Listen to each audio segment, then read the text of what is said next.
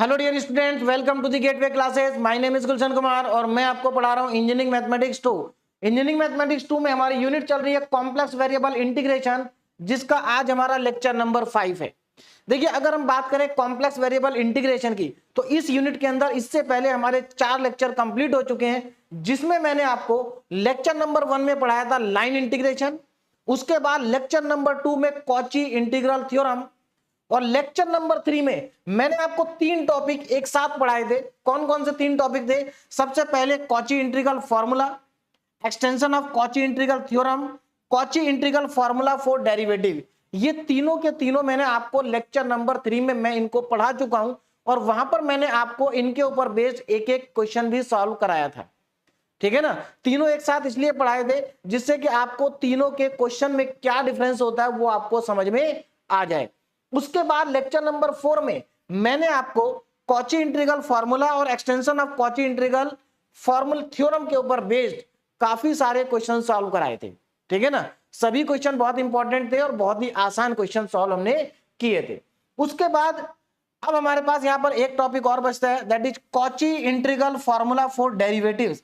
इसके ऊपर बेस्ड एक क्वेश्चन तो मैं आपको लेक्चर नंबर 3 में सॉल्व करा चुका हूं, लेकिन कुछ और इंपॉर्टेंट क्वेश्चन इसके ऊपर बेस्ड हम आज के लेक्चर में सॉल्व करेंगे, जो कि इंपॉर्टेंट है, एकेटीव एग्जामिनेशन में पूछे जाते हैं। ठीक है, तो आज हमारे ये तीनों टॉपिक कंप्लीट हो जाएंगे। तो चलिए स्टार्ट करते हैं आज का लेक्चर, और सबसे पहले बात करते हैं कॉची इंटीग्रल फॉर्मूले की। चलिए एक बार मैं आपको शॉर्ट में फिर से बता देता हूं कि आपको कहां पर कौन सा फार्मूला या कौन सी थ्योरम को अप्लाई करना है। देखिए यहां पर क्या होगा, आपके पास जो इंटीग्रेशन दिया होगा कॉम्प्लेक्स इंटीग्रेशन, उस कॉम्प्लेक्स इंटीग्रेशन में सबसे पहले आपको क्या देखना है? रीजन देखना है। जो भी आपको गिवन रीजन होगा उस रीजन को आप पहले ड्रॉ कर लेंगे। रीजन को ड्रॉ करने के बाद अब आप क्वेश्चन में सिंगुलर पॉइंट कैलकुलेट करेंगे। सिंगुलर पॉइंट वो पॉइंट होते हैं जहां पर आपका गिवन फंक्शन एनालिटिक नहीं होता। तो सबसे पहले आप सिंगुलर पॉइंट को कैलकुलेट करेंगे। कैसे कैलकुलेट होगा? जो भी आपका क्वेश्चन का डिनोमिनेटर होगा उसको 0 पुट कर दो, आपको सिंगुलर पॉइंट मिल जाएंगे। अब जब सिंगुलर पॉइंट आ जाएंगे तो अब देखो आपको क्या करना है। आपको ये चेक करना है कि क्या सिंगुलर पॉइंट रीजन के अंदर है या रीजन के बाहर है। अगर आपके सारे सिंगुलर पॉइंट रीजन के बाहर है, हो सकता है एक ही सिंगुलर पॉइंट हो वो रीजन के बाहर हो सकता है 2 या 3 सिंगुलर पॉइंट और सभी रीजन के बाहर हो। तो अगर सारे सिंगुलर पॉइंट रीजन के बाहर हैं तो फिर आप कॉची इंटीग्रल थ्योरम अप्लाई करेंगे, और कॉची इंटीग्रल थ्योरम जैसे ही आप अप्लाई करेंगे आपके क्वेश्चन का आंसर 0 आ जाएगा। क्लियर? उसके बाद अगर मान लेते हैं कि एक सिंगुलर पॉइंट रीजन के अंदर आ गया, उसमें जितने भी सिंगुलर पॉइंट हो सकता है 1 है, 2 है या 3 है, लेकिन हम माने कि एक अंदर आ गया, अगर और कोई है तो वो बाहर है। तो अगर रीजन के अंदर एक सिंगुलर पॉइंट आ गया तो अब आप कॉची इंटीग्रल फॉर्मूला अप्लाई करेंगे। कॉची इंटीग्रल फॉर्मूला, ठीक है। चलिए ये भी कंप्लीट हो गया, लेकिन अब तीसरी कंडीशन क्या बन सकती है कि हो सकता है रीजन के अंदर 2 या 2 से ज्यादा सिंगुलर पॉइंट आ जाए। तो क्या अभी भी कॉची इंटीग्रल फार्मूला लगाएंगे? नहीं, अभी कॉची इंटीग्रल फार्मूला थोड़ी देर के बाद लगाएंगे। उससे पहले हमें कुछ और अप्लाई करना पड़ेगा। कॉची इंटीग्रल फार्मूला लगेगा डेफिनेटली, लेकिन उसके बीच में हमें extension of Cauchy integral theorem को अप्लाई करना पड़ेगा। और जैसे आप extension of Cauchy integral theorem apply करेंगे, अप्लाई करते ही आपका जो क्वेश्चन है वो ऐसी फॉर्म में कन्वर्ट हो जाएगा जहां पर आप Cauchy integral theorem easily apply कर सकते हैं। ठीक है ना? तो फिर उसके बाद कॉची इंटीग्रल थ्योरम अप्लाई हो जाएगी। अब उसके बाद देखिए, उसके बाद और क्या सिचुएशन बचती है। ये सब तो हो गया कंप्लीट, लेकिन अब कुछ क्वेश्चंस ऐसे भी आएंगे जहां पर डिनोमिनेटर में जो फैक्टर दिया होगा उसकी पावर 2 या 2 से ज्यादा होगी।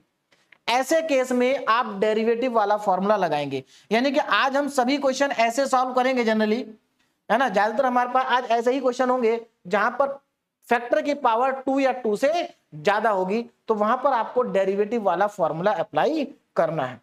ठीक है ना? तो ये हमारा कॉची इंटीग्रल फॉर्मूला है, आपके सामने लिखा हुआ, इसको हम अप्लाई करेंगे। ये हमारा कॉची इंटीग्रल फॉर्मूला है, integral of f z upon z minus a d z equal to 2 pi iota f a. यहां पर ध्यान रखें, जो न्यूमरेटर में लिखा है ये एफ जेड है, ये एफ जेड में काउंट नहीं होता, इसको एफ जेड में काउंट नहीं करेंगे यहां पर। ठीक है ना? चलिए, तो ये हमारा कॉची इंटीग्रल फॉर्मूला हो गया। Extension of Cauchy integral theorem का ये फॉर्मूला है, इसको जहां पर भी हमें अगर हमारे सिंगुलर पॉइंट 2 या 2 से ज्यादा आ जाते हैं तो वहां पर हम इसको क्या करेंगे, अप्लाई करेंगे। ठीक है ना, ये C1 C2 C3 क्या है, ये पॉइंट है। क्वेश्चन में समझेंगे कैसे अप्लाई करना है। अब यहां पर ये फॉर्मूले आ जाते हैं हमारे पास डेरिवेटिव के। देखो आपको कॉची इंटीग्रल फॉर्मूला अगर याद है तो डेरिवेटिव के फॉर्मूले में आपको कोई प्रॉब्लम नहीं आएगी याद करने में। देखो ये Cauchy integral formula fz/z-a dz 2 pi iota fa। देखो इसी को मॉडिफाई कर देंगे डेरिवेटिव के लिए। कैसे, ध्यान दे, देखो अगर मान लीजिए यहां पर पावर आ जाती है 2, तो अब यहां पर Cauchy integral formula for derivative लगेगा। तो अगर यहां पर पावर 2 आ जाती है तो ये एफ ए नहीं रहेगा, अब ये एफ डैश ए हो जाएगा, यानी कि इसका डेरिवेटिव, और अपॉन में आ जाएगा 1 फैक्टोरियल। तो देखो इसी को चेंज कर दिया हमने। अच्छा अगर यहीं पर ये पावर 3 हो जाए, अगर ये पावर 3 हो गई तो यहां पर डबल डेरिवेटिव आएगा और नीचे आ जाएगा 2 फैक्टोरियल। नीचे क्या आएगा, 2 फैक्टोरियल। अगर ये पावर आपकी 4 हो गई, 4 हो गई तो यहां पर आ जाएगा एफ ट्रिपल डैश, यानी कि 3 बार डेरिवेटिव करेंगे एफ जेड का, और अपॉन में 3 फैक्टोरियल। सिमिलरली अगर ये 5 हो गई तो ये 4 बार डेरिवेटिव करेंगे और यहाँ 4 फैक्टोरियल आएगा। और अगर ये n पावर हो गई, अगर यहाँ पर n+1 पावर हो गई तो ये n बार डेरिवेटिव करेंगे और यहाँ पर n फैक्टोरियल आएगा। तो आप देख सकते हैं डेरिवेटिव के फॉर्मूले, Cauchy integral formula for derivative यहीं से मॉडिफाई हुआ है। और ये देखिए ये आपके पास फॉर्मूले आ गए कि अगर पावर 2 है तो एक बार डेरिवेटिव, नीचे 1 फैक्टोरियल आएगा, उसको यहां पर नहीं लिखा, 1 फैक्टोरियल की वैल्यू 1 होती है, लिखना जरूरी नहीं है। यहां पर अगर देखो पावर 3 है तो यहां पर कितना आएगा, 2 फैक्टोरियल आ गया और ये डबल डैश हो गया। अगर पावर 4 होगी तो ये ट्रिपल डैश और 3 फैक्टोरियल आ जाएगा। सिमिलरली अगर पावर n+1 है तो नीचे n फैक्टोरियल और ऊपर f का डेरिवेटिव n टाइम्स आएगा। चलिए अब हम क्वेश्चन सॉल्व करते हैं। यहां पर देखो इंपॉर्टेंट नोट नीचे लिखा हुआ है कि इफ 2 और more power occur in denominator then use Cauchy integral formula of derivative. अगर डिनोमिनेटर में किसी भी फैक्टर की पावर 2 या 2 से ज्यादा है तो आप डेरिवेटिव वाले फॉर्मूले अप्लाई करेंगे। लेकिन एक चीज और ध्यान रखना, देखिए आज हम इसके ऊपर क्वेश्चन सॉल्व करेंगे, लेकिन इसका मतलब ये नहीं कि कॉची इंटीग्रल फॉर्मूला अप्लाई नहीं होगा, होगा, एक्सटेंशन भी अप्लाई होगा कई जगह पर। ठीक है ना, डेरिवेटिव के फॉर्मूले पे ये भी अप्लाई हो सकता है, ये भी अप्लाई हो सकता है, और कॉची इंटीग्रल थ्योरम भी अप्लाई हो सकती है। ठीक है, तो इस चीज का आप ध्यान रखें। चलिए स्टार्ट करते हैं क्वेश्चन। तो सबसे पहला क्वेश्चन हमारा यहां पर आ गया, बहुत इंपॉर्टेंट क्वेश्चन है, 2022 में ये 10 मार्क्स में पूछा गया था, है ना। अभी जो पेपर हुआ AKTU का उसमें ये पूछा गया था लास्ट ईयर के पेपर में। तो हाँ थोड़ा सा देखिए क्वेश्चन बहुत आसान है लेकिन थोड़ा सा लेंथी है। लेंथी क्यों हो गया, क्योंकि इसमें 3 पार्ट पूछे हैं, है ना। हालांकि 3 पार्ट ज्यादा हो जाते हैं लेकिन फिर भी लास्ट ईयर 3 पार्ट पूछे गए हैं, तो थोड़ा सा क्वेश्चन लेंथी है लेकिन बहुत सिंपल क्वेश्चन है। ध्यान दीजिए कैसे करेंगे। तो स्टार्ट करेंगे बिल्कुल वैसे ही जैसे हमने लेक्चर नंबर 3 और 4 में किया। कुछ भी आज नया नहीं होगा, सिर्फ नया इतना ही है कि डेरिवेटिव वाला फॉर्मूला थोड़ा सा बदल गया, वो भी थोड़ा सा बदला, बहुत ज्यादा नहीं। बाकी बिल्कुल एज इट इज वैसे ही चलेगा जैसे लेक्चर नंबर 3 और 4 में चल रहा था। तो अगर आप लोगों ने लेक्चर नंबर 3 और 4 कंप्लीट कर लिए हैं तो आज का लेक्चर आपके लिए बहुत ही ज्यादा आसान है। तो चलिए स्टार्ट करते हैं। तो हमें क्या इवेल्युएट करना है, हमें इवेल्युएट करना है close integral over the curve C e की power z upon z into 1 minus z की होल पावर 3 और dz, इसको इवेल्युएट करना है। ठीक है, तो क्या करेंगे, सबसे पहले हम क्या करते हैं, सबसे पहले हम रीजन को ड्रॉ करते हैं। रीजन देखिए मैं यहां पर फर्स्ट पार्ट करने जा रहा हूं, पहले फर्स्ट पार्ट। तो फर्स्ट पार्ट का जो रीजन है वो mod of z equal to 1/2 है। ये हमारा फर्स्ट पार्ट का रीजन है। क्लियरली समझ में आ गया होगा। अब सर्कल की इक्वेशन में बहुत बार आपको बता चुका हूं, है ना। यहां पर आप देख सकते हैं, यहां पर आपके पास z0 कितना है, यहां पर z0 0 है। इसका मतलब आपके सर्कल का सेंटर क्या हो गया, सेंटर हो गया 0,0। रेडियस कितना हो गया, रेडियस हो गया 1/2, रेडियस हो गया 1/2। तो मेरे ख्याल से अगर आप लोगों को कोई कंफ्यूजन हो गया तो एक बार और देख लो, z माइनस z0 ये हमारी सर्कल की स्टैंडर्ड इक्वेशन होती है। यहां पर ये हमारा सेंटर होता है और ये रेडियस होता है।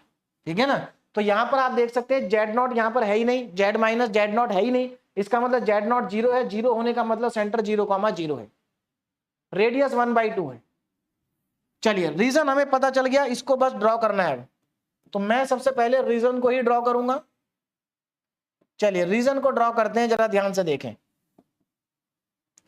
रीजन ड्रॉ करने जा रहा हूं, तो हमें क्या करना है, यहां पर एक सर्कल लेना है, एक सर्कल जिसका रेडियस कितना है 1/2। सेंटर कहां पर है 0,0 पर, तो रेडियस 1/2, सेंटर 0,0 पर। तो मैंने यहां पर ये एक सर्कल ले लिया, ये लीजिए, ये आ गया हमारा एक सर्कल। उसके बाद देखिए x axis and y axis, ये मेरे पास आ गई वाई एक्सिस और ये मेरे पास आ गई एक्स एक्सिस। अब देखो आगे x axis and y axis आ चुकी है। अब देखो मैं यहां पर क्या करूंगा, जरा ध्यान देना। सबसे पहले पॉइंट को मार्क करते हैं। देखो यहां पर ये तो ओरिजिन है, ये पॉइंट कितना होगा, क्योंकि इसका रेडियस 1/2 है, तो ये पॉइंट होगा मेरा 1/2, और ये रेडियस होगा मेरा -1/2, सॉरी ये पॉइंट होगा -1/2, 1/2, यहां पर होगा 0,1/2 और ये होगा 0,-1/2। मैंने क्या किया, यहां पर सारे पॉइंट को मार्क कर दिया है, ठीक है ना। चलिए अब आगे देखिए, पॉइंट तो हमारे मार्क हो चुके। अब क्या करना है, देखो जरा ध्यान से। अब हमें निकालना सिंगुलर पॉइंट्स, तो कैलकुलेट सिंगुलर पॉइंट्स। देखो यहां पर अगर सिंगुलर पॉइंट्स की बात करूं मैं, तो डिनोमिनेटर में क्या लिखा है, z इंटू 1 - z की होल पावर 3 इक्वल टू 0। तो यहां से देखो आपको क्या मिल रहा है, जरा ध्यान से देखें। यहां से अगर हम देखें तो हमारे पास आ रहा है, देखो z इंटू 1 - z की होल पावर 3 इक्वल टू 0 है। तो यहां से देखो क्या मिलेगा, एक तो आपको z की वैल्यू मिल जाएगी 0। z 0 होने का मतलब है कि आपके कोऑर्डिनेट हो गए 0,0, ठीक, 0,0। तो पहले 0,0 को मार्क कर दें। देखिए 0,0 क्या इस रीजन के अंदर आएगा 0,0? बिल्कुल आएगा। तो ये वाला सिंगुलर पॉइंट आएगा यहां पर, ये रहा, ठीक है ना। इसको मैं बोल देता हूं C1 और इसके कोऑर्डिनेट है 0,0 और ये रीजन के अंदर एग्जिस्ट करता है। उसके बाद हम दूसरे पॉइंट पर चलते हैं, z इक्वल टू, देखो यहां पर 1 - z³ को जब आप 0 पुट करोगे तो z की वैल्यू 1 मिलेगी, वो भी 3 बार। तो एक ही बात है, 3 बार लिख दे, एक बार लिखे, है ना। इसका मतलब कोऑर्डिनेट क्या मिल गया 1,0। क्या 1,0 इसके अंदर लाई करेगा, ध्यान से देखें जरा। 1,0, देखो ये तो 1/2,0 है, यहां तक इसकी बाउंड्री 1,0 तो इससे आगे चला जाएगा, यहां कहीं आएगा ये C2, है ना। 1,0 इसके कोऑर्डिनेट कितने हैं 1,0। तो एक बात बताओ, ये पॉइंट तो बाहर चला गया। तो यहां पर मैं लिख देता हूं, ये इनसाइड है, इनसाइड C, ये आउटसाइड C सर्कल है ना, सर्कल के अंदर है ये और ये सर्कल के बाहर है। चलिए अब आगे देखो जरा, हमें पता चल गया कौन सर्कल के अंदर है कौन सर्कल के बाहर है। अब देखिए हमें क्या करना है, हमें जो सर्कल के अंदर वाला पॉइंट है इसको सॉल्व करना है, ठीक है ना। सर्कल के अंदर वाला जो पॉइंट है हमें उसके ऊपर काम करना है।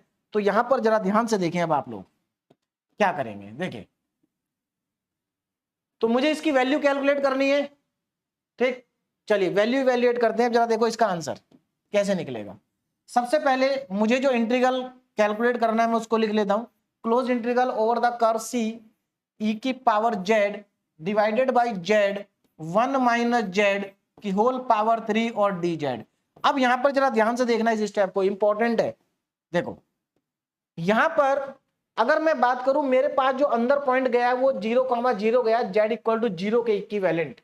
इसका मतलब z इक्वल टू 0, यानी कि जब इसको z को 0 पुट करा, ये z, यानी कि z वाला जो सिंगुलर पॉइंट है वही केवल अंदर है, z इक्वल टू 0। तो हम क्या करेंगे, देखिए हमें क्या करना है, जो पॉइंट्स रीजन के अंदर है, जो पॉइंट रीजन के अंदर है उसके कॉरस्पॉन्डिंग जो भी फैक्टर है उस फैक्टर को रखेंगे डिनोमिनेटर में। कहां रखेंगे, डिनोमिनेटर में। अब जरा यहां पर ध्यान देना, उसको रखेंगे डिनोमिनेटर में। तो डिनोमिनेटर में कितना रखना है मुझे, z, और बाकी जो बच गया, देखो z 1 - z वाला जो पॉइंट है ये कहां है, सर्कल के बाहर है, रीजन के बाहर है। तो इसको कंसिडर करेंगे न्यूमरेटर के साथ में, तो ई upon Z upon 1 minus z का होल क्यूब। तो ये जो ऊपर वाला है, ऊपर वाला पोर्शन ये मेरा एफ जेड का काम करेगा, ठीक है ना, किसका काम करेगा, एफ जेड का काम करेगा। तो मेरे ख्याल से अब आपको क्लियर हो गया होगा कि हमें कैसे करना है।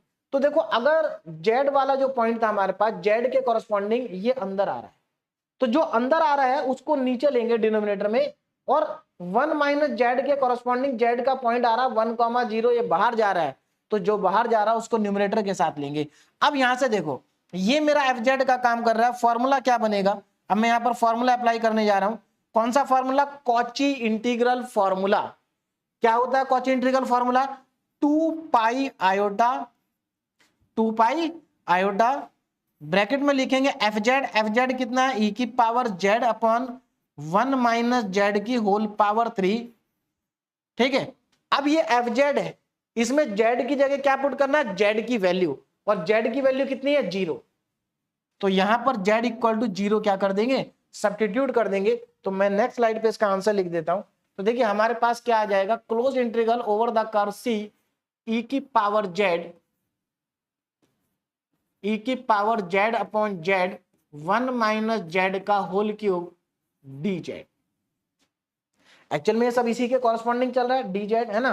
तो हम इसकी वैल्यू निकाल रहे हैं, इक्वल टू देखो कितना आ रहा है, 2 pi iota is equal to 2 pi iota. अब यहां पर जरा ध्यान से देखें, अगर मैं जेड की जगह 0 पुट कर दूं तो ई की पावर 0 तो ऊपर आएगा, ई की पावर 0 ऊपर आएगा, और नीचे कितना आएगा, नीचे देखो जरा, जेड की जगह 0 पुट करेंगे तो 1 की पावर 3 आ जाएगा, यानी कि 1 आ जाएगा, तो नीचे आ गया 1। तो यहां से फाइनली मुझे कितना आंसर मिलेगा, देखो ई की पावर 0 1 ही होता है, तो यानी कि इसका फाइनल आंसर 2 पाई आयोटा ही आ गया, 2 पाई आयोटा, यही इस क्वेश्चन का फाइनल आंसर। तो सभी को समझ में आ गया होगा, बहुत सिंपल सा क्वेश्चन था। मतलब यहां पर इंपॉर्टेंट स्टेप देखो यहीं पर है, आपको क्या करना है, आपको सिर्फ ये देखना है कि कौन सा पॉइंट अंदर है। अंदर कौन सा पॉइंट था हमारा, अंदर जेड इक्वल टू 0 वाला पॉइंट था, जेड वाला है ना। अंदर कौन सा पॉइंट था, जेड, ये, ठीक है। तो आपको क्या करना है, जो पॉइंट अंदर था आपको उसको डिनोमिनेटर में रखना है, और बाकी जो बच गया उसको न्यूमरेटर में लेके जाना है। अब यहां पर एक चीज और आपके दिमाग में चल रहा होगा कि हम क्वेश्चन सॉल्व करने वाले थे डेरिवेटिव के, लेकिन इसमें डेरिवेटिव का फॉर्मूला लग ही नहीं रहा है। देखो क्यों लगेगा डेरिवेटिव का, क्योंकि आपका जो डिनोमिनेटर है उसकी पावर 1 है। अगर यहां पर इस डिनोमिनेटर की पावर 2 3 4 होती तभी तो डेरिवेटिव का फॉर्मूला लगता। और रही बात इसकी पावर 3 है, लेकिन ये तो न्यूमरेटर में चला गया ना, ये कहां चला गया, न्यूमरेटर में। अगर ये नीचे होता तब डेरिवेटिव का फॉर्मूला लगता। तो इसमें मेरे ख्याल से सबको क्लियर हो गया होगा, है ना। अब हम चलते हैं आगे। नाउ सेकंड पार्ट पे देखो जरा, सेकंड पार्ट अब मैं यहां से स्टार्ट कर रहा हूं। देखिए सेकंड पार्ट क्या था, सेकंड पार्ट था मेरा जेड माइनस 1 इक्वल टू 1/2। तो यहां से मैं सेकंड पार्ट को स्टार्ट कर रहा हूं, जरा ध्यान से देखिए। Second part, mod of z minus 1 is equal to 1/2, 1/2 है, हाँ। तो इस रीजन को सबसे पहले मैं ड्रॉ करूंगा। तो चलिए रीजन देखते हैं क्या आ रहा है। देखो जरा ध्यान से, यहां पर देखो, यहां पर अगर मैं आपसे पूछूं कि जेड नॉट कितना है, तो जेड नॉट यहां पर 1 है, जेड नॉट कितना है, 1 है। इसका मतलब सेंटर कितना हो गया, इसका सेंटर हो गया 1,0, क्योंकि यहां पर देखिए जेड नॉट की वैल्यू 1 है, ये सेंटर होता है, और जेड नॉट इक्वल टू 1 है। इसका मतलब इसको लिख सकते हैं 1 + 0 आयोटा। तो यहां पर कोऑर्डिनेट क्या हो गया, 1,0। आगे चलते हैं। अब रेडियस कितना आ जाएगा, रेडियस 1/2 है। तो सबसे पहले ये रीजन ड्रॉ कर लेते हैं। तो चलिए स्टार्ट करते हैं, इस रीजन को ड्रॉ कर देते हैं। देखिए कितना आएगा ये रीजन। अब यहां पर जरा थोड़ा ध्यान से देखेंगे। सबसे पहले मैं एक्स और वाई एक्सिस को ड्रॉ कर लेता हूं। सेंटर मेरा 1,0 पर है, ठीक।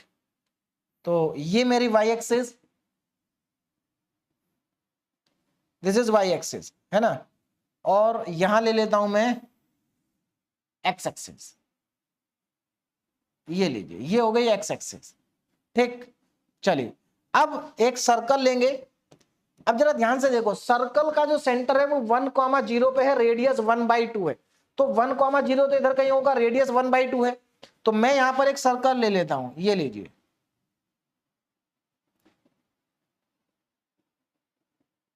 इस सर्कल का सेंटर 1,0 पर है। कहां पर है? 1,0 पर। देखो जरा ध्यान से, इस सर्कल का सेंटर है यहां 1,0, 1,0। रेडियस इसका 1/2 है, इसलिए वाई एक्सिस को टच नहीं कर पाया क्योंकि ये 1 है और रेडियस 1/2 है। अच्छा, इस कोऑर्डिनेट को देखो क्या, अब जरा यहां पर ध्यान से देखना, ये यहां तक 1 है और ये रेडियस 1/2 है, तो 1 + 1/2 3/2, यानी कि ये कोऑर्डिनेट 3/2, 0 होगा। और इधर वाला कोऑर्डिनेट कितना होगा? ये 1 है, ये 1/2 है, तो 1/2 बच गया, यानी कि 1/2, 0 होगा। तो हमें ये कोऑर्डिनेट पता चल गया, ये पता चल गया, ये पता चल गया। अब हम निकालते हैं इसके सिंगुलर पॉइंट्स। चलिए अब आगे देखो, नाउ सिंगुलर पॉइंट्स। तो यहां पर सिंगुलर पॉइंट्स को कैलकुलेट कर लेता हूं मैं। सिंगुलर पॉइंट्स, देखो सिंगुलर पॉइंट्स कितने होंगे इसमें? सिंगुलर पॉइंट्स अगेन सेम है, जो पहले थे वही होंगे, z = 0 और z = 1 सेम। तो z और 1 - z का होल क्यूब = 0। तो यहां से z के कॉरस्पॉन्डिंग 0 मिल रहा है, तो 0 के कॉरस्पॉन्डिंग पॉइंट होगा 0,0। ठीक है ना? अच्छा पहले ये बताओ, क्या 0,0 अंदर लाई करेगा? ये 0,0 तो यहां पर है, ये रहा C1, 0,0 lie outside the circle. तो ये कहां पर है? लाई आउटसाइड द सर्कल। तो ये सर्कल के बाहर लाई कर रहा है। चलिए आगे चलते हैं, नेक्स्ट पॉइंट देखते हैं। नेक्स्ट पॉइंट हमारा z = 1, जिसके कॉरस्पॉन्डिंग पॉइंट आएंगे 1,0, 1,0। 3 बार 1 आएगा, लेकिन पॉइंट तो एक ही रहेगा 1,0। अब 1,0 तो देखो, अगर आप ध्यान से देखोगे तो इस सर्कल का सेंटर ये क्या है? सर्कल का सेंटर। ये तो अंदर लाई कर रहा है, तो इसमें आप क्या लिखेंगे? लाई इनसाइड द सर्कल। ये सर्कल के अंदर लाई कर रहा है। क्लियर हो गया? ये सर्कल के अंदर ही लाई कर रहा है। तो यहां तक मेरे ख्याल से आपको चीजें क्लियर हो गई होंगी। तो ये पॉइंट बाहर है। तो देखिए अब हम इस बार z के कॉरस्पॉन्डिंग सॉल्व नहीं करेंगे, इस बार हम सॉल्व करेंगे z 1 - z के कॉरस्पॉन्डिंग, यानी कि इस बार हमें 1 - z के ऊपर काम करना है। 1 - z को डिनोमिनेटर में रखना है और z को न्यूमरेटर के साथ लेकर के जाना है, क्योंकि एक ही पॉइंट अंदर आ रहा है। तो चलिए नेक्स्ट स्लाइड पर चलते हैं और लिखते हैं इसका आंसर। देखिए अच्छा, यहां पर यहां से सेकंड पार्ट स्टार्ट हुआ था हमारा। अच्छा इसको मैं एक काम कर देता हूं, नहीं तो कंफ्यूजन ना हो जाए। ये वाला जो पार्ट है ये प्रीवियस क्वेश्चन का है, ठीक है ना? ये प्रीवियस क्वेश्चन का पार्ट है। मैं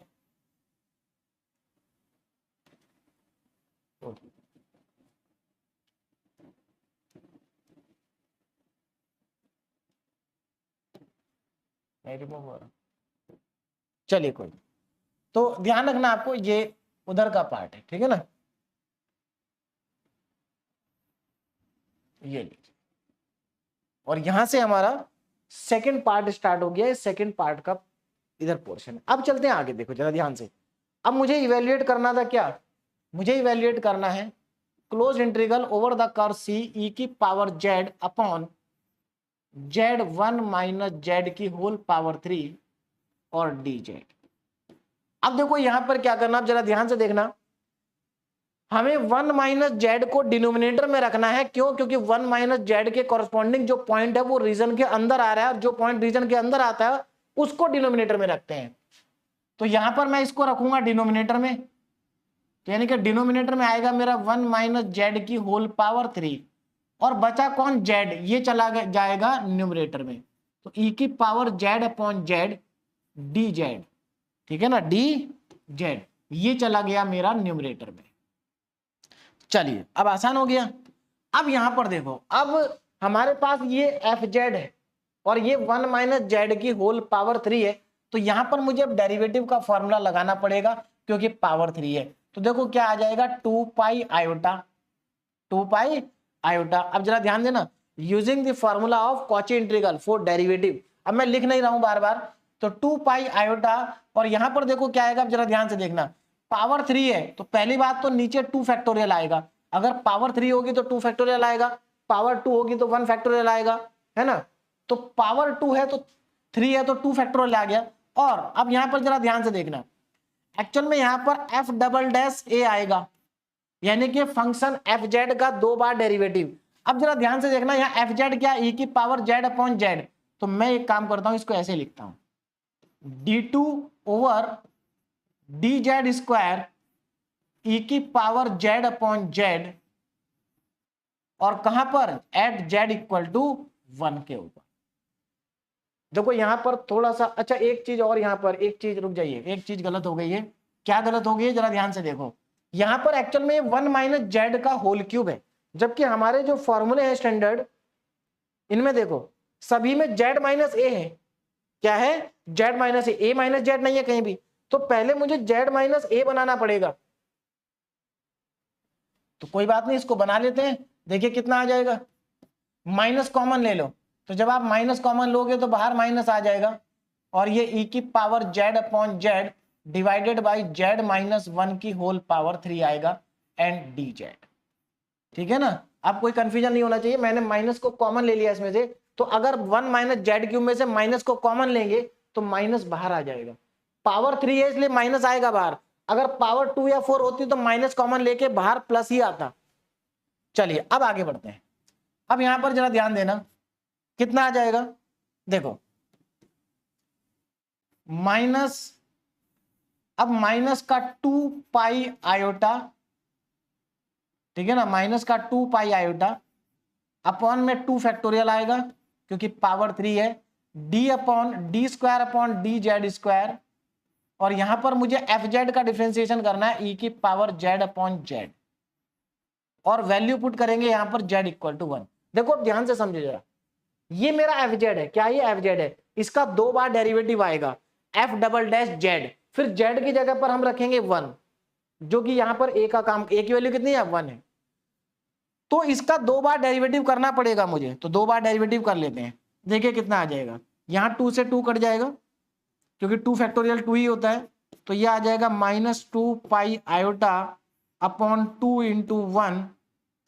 अब इसको मैं पहले एक बार डिफरेंशिएट करता हूं, फिर 2 बार डिफरेंशिएट करेंगे, पहले एक बार कर ले, चलिए बाहर मैंने डी बाई डी जेड लिख दिया, एक बार मैं डिफरेंशिएट कर रहा हूं, देखो कैसे करेंगे, इसमें क्वेश्चन रूल लगाना पड़ेगा, डिनोमिनेटर एज इट इज, ई की पावर जेड का डिफरेंशिएशन ई की पावर जेड माइनस, देखो डिनोमिनेटर को एज इट इज रखा, ऊपर का डिफरेंशिएशन माइनस, ऊपर वाला एज इट इज रहेगा, नीचे वाले का डिफरेंशिएशन 1 हो जाएगा, अपॉन डिनोमिनेटर का होल स्क्वायर।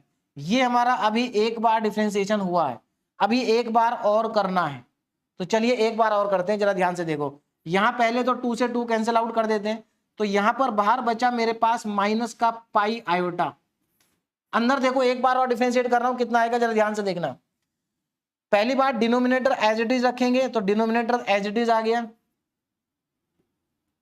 न्यूमरेटर का डिफरेंशिएशन, अब मैं न्यूमरेटर का डिफरेंशिएशन करने जा रहा हूं, जरा ध्यान देना, ये जेड ई की पावर जेड है, इसमें प्रोडक्ट रूल लगाना पड़ेगा, तो first function as it is, दूसरे का डिफरेंशिएशन माइनस, देखो पहला ऐसे रखा, इसका डिफरेंशिएशन ई की पावर जेड ही रहेगा, माइनस प्लस दूसरा एज इट इज, दूसरा है ई की पावर जेड और जेड का हो जाएगा 1, तो देखो इसका तो हो गया डिफरेंशिएशन, माइनस ई की पावर जेड का ई की पावर जेड ही रहेगा। तो अभी हमने क्या किया, डिनोमिनेटर को एज इट इज रखा, ऊपर वाले का डिफरेंशिएशन किया, नाउ माइनस, अब ऊपर वाले को ऐसे रखेंगे, तो जेड ई की पावर जेड माइनस ई की पावर जेड को ऐसे रखेंगे, और डिनोमिनेटर का करेंगे डिफरेंशिएशन, जो आएगा 2z। अब हमारा जाकर के कंप्लीट हुआ ये, और अपॉन में कितना आ जाएगा, जेड स्क्वायर, एक बार और स्क्वायर, तो जेड की पावर 4 आ जाएगा, ये मेरे पास वैल्यू आ गई, और यहां पर पुट करेंगे जेड इक्वल टू 1। तो ध्यान रखना, अब आपको इसमें जेड इक्वल टू 1 पुट करना है, तो मैं यहां पर जेड इक्वल टू 1 को पुट कर देता हूं। चलिए देखिए, थोड़ी सी बस कैलकुलेशन बढ़ गई है क्योंकि आपको डिफरेंशिएशन करना है, यहां पर डिफरेंशिएशन का ही काम एक्स्ट्रा है, वरना बाकी सब पहले जैसा ही है। चलिए अब देखिए यहां पर इक्वल टू में कितनी वैल्यू आ रही है, माइनस पाई आयोटा। अब देखो ब्रैकेट के अंदर जरा ध्यान से देखो, यहां पर ये और ये तो कैंसिल आउट हो गए, उसके बाद जहां जहां जेड दिखाई दे रहा है वहां वहां पर 1 रख देंगे। तो देखो ये जेड स्क्वायर है, ये कितना हो जाएगा 1। देखो ध्यान से देखो, ये जेड स्क्वायर 1, ये जेड 1, यहां बचेगा ई की पावर 1। तो इस पूरे में बच रहा ई, कितना बच रहा है ई। आगे चलते हैं, यहां देखो जरा, अगर मैं यहाँ जेड की जगह 1 रख दूं तो ये 2 बचेगा बाहर, कितना बचेगा 2। तो -2 ब्रैकेट में देखो कितना बच रहा है। अगर मैं जेड की जगह यहाँ 1 रखूं तो ये ई की पावर 1 और ई की पावर 1, देखो ई की पावर 1 और ई की पावर 1 कट जाएगा, यानी कि ई माइनस ई बचेगा, डिवाइडेड बाई नीचे 1 आ जाएगा, कितना आ जाएगा 1 आ जाएगा। ये आएगा हमारे पास जेड की वैल्यू 1 रखने के बाद, ये आ जाएगा हमारे पास। अब जरा यहां पर ध्यान से देखो, बाहर -पाई आयोटा है, अंदर ई माइनस ये 0 हो गया, अपॉन में 1 मल्टीप्लाई कर दीजिए तो ये आपके पास आ जाएगा माइनस का पाई आयोटा और ई, और यही इस क्वेश्चन का फाइनल आंसर भी है। This is the final answer. तो मेरे ख्याल से आप सभी लोगों के लिए समझ में आ गया होगा कि इसका इंटीग्रेशन कितना आया है ना। चलिए मैं इसको एक काम करता हूं, यहां पर लिख देता हूं ठीक से। देखिए हमारे पास वैल्यू आ रही है integration of close integral over the curve C e की power z upon z 1 minus z का whole cube d z is equal to -pi iota e. ये इस क्वेश्चन का फाइनल आंसर है।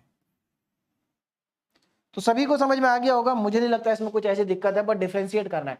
देखो यहीं पर आपको इसी स्टेप पे आगे ध्यान रखना है, अगर ये पावर 1 से ज्यादा हुई तो आपको यहाँ एफ जेड का डिफरेंशिएशन करना, और एफ जेड क्या होगा, ये ऊपर वाला एफ जेड होगा, ध्यान रखना, ठीक है ना। चलिए अब चलते हैं इसके नेक्स्ट पार्ट पे, third part, mod z equal to 2। अब देखो जब मॉड जेड इक्वल टू 2 लेंगे, अब यहां पर ध्यान देना जरा, थर्ड पार्ट में क्या कहा गया, रीजन चेंज कर दिया, mod of z equal to 2 कर दिया। अब देखो इसके कॉरस्पॉन्डिंग देखो क्या आएगा, mod of z equal to 2 का मतलब है कि इसका सेंटर कहां पर है, सेंटर तो इसका 0,0 पर ही है। रेडियस कहां पर है, रेडियस इसका 2 है। अब हम क्या करते हैं, यहां पर इसको रीजन को ड्रॉ करते हैं, जरा ध्यान से देखें। अब मैं यहां रीजन ड्रॉ करने जा रहा हूं। सबसे पहले देखिए हमारे पास रेडियस 2 है, 0,0, तो मैं यहां पर बना लेता हूं वाई एक्सिस, ये मेरी वाई एक्सिस आ गई, ये हमारे पास आ गई एक्स एक्सिस, ठीक।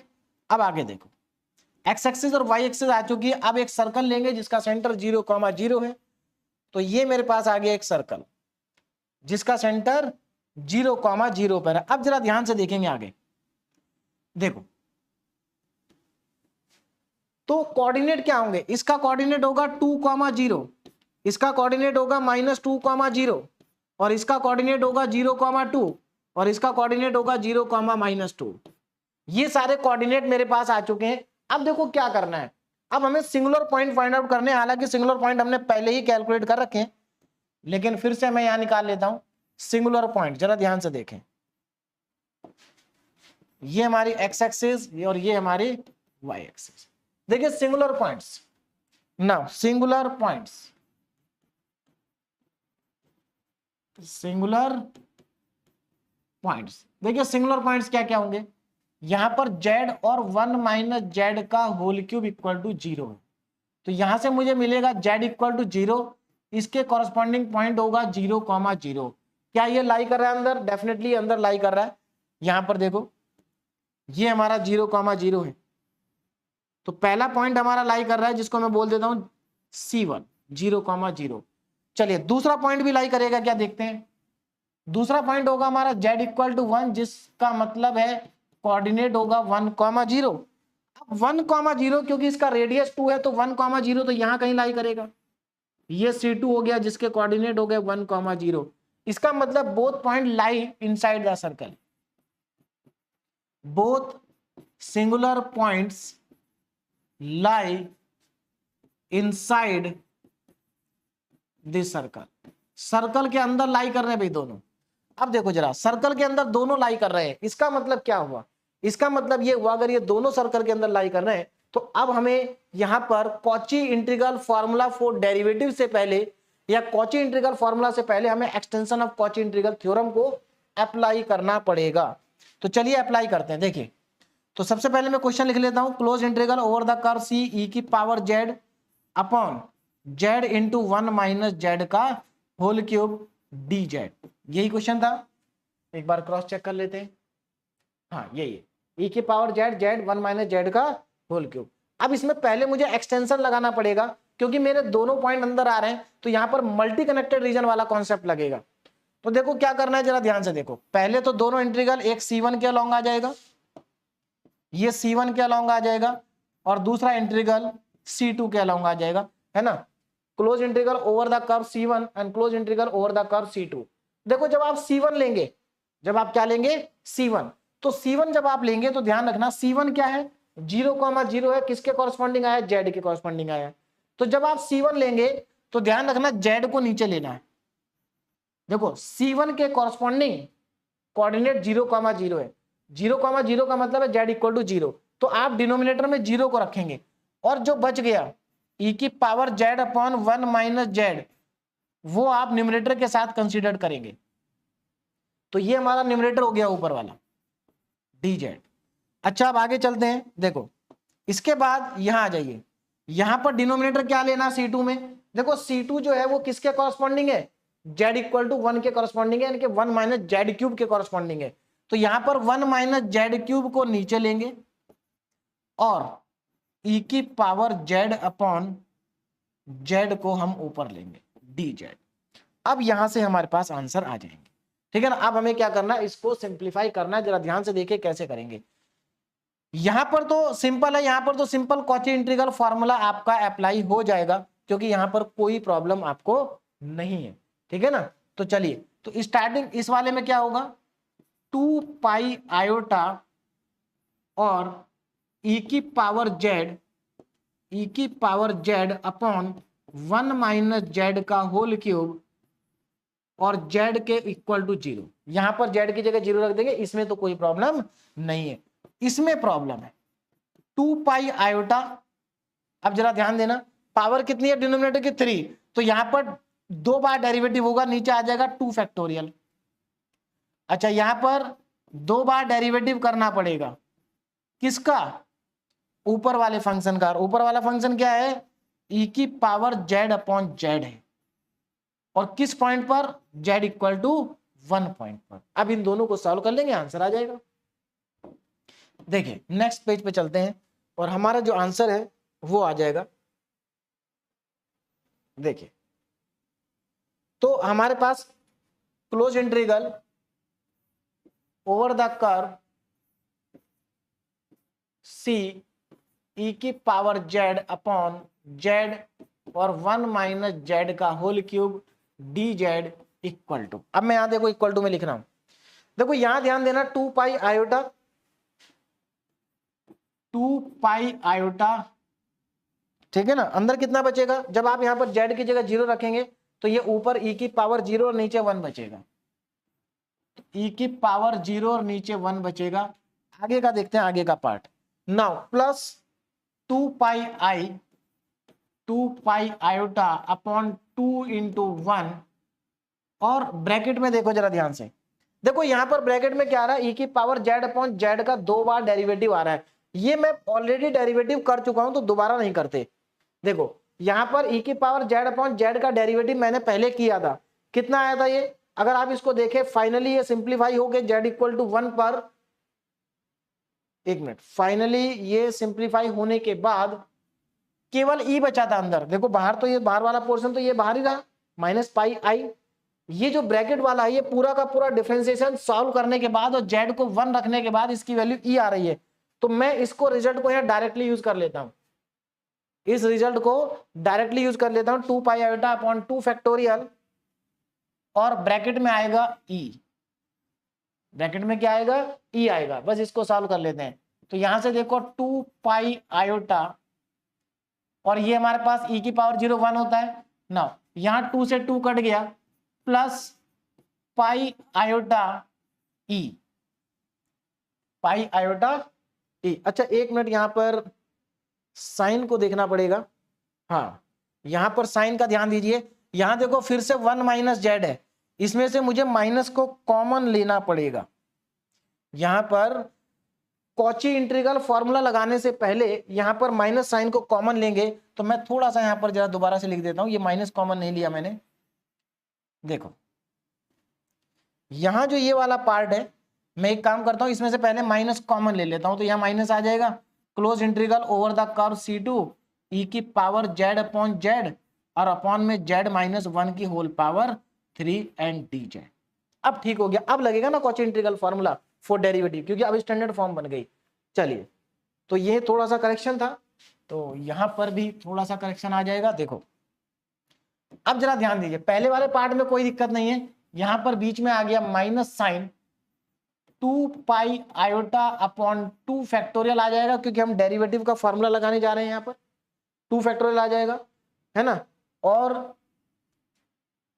अंदर क्या आएगा, d square upon d z square e की पावर जेड अपॉन जेड, इसका derivative at z equal to 1 पर आएगा। कहाँ आएगा, जेड इक्वल टू 1 पर। और इसकी वैल्यू हम ऑलरेडी पहले ही कैलकुलेट कर चुके हैं, ये जो पूरा का पूरा पार्ट है इसकी वैल्यू, है ना। तो देखो कितना आ जाएगा, 2 पाई आयोटा माइनस, यहां पर 2 से 2 कट जाएगा, ये बचेगा पाई आयोटा,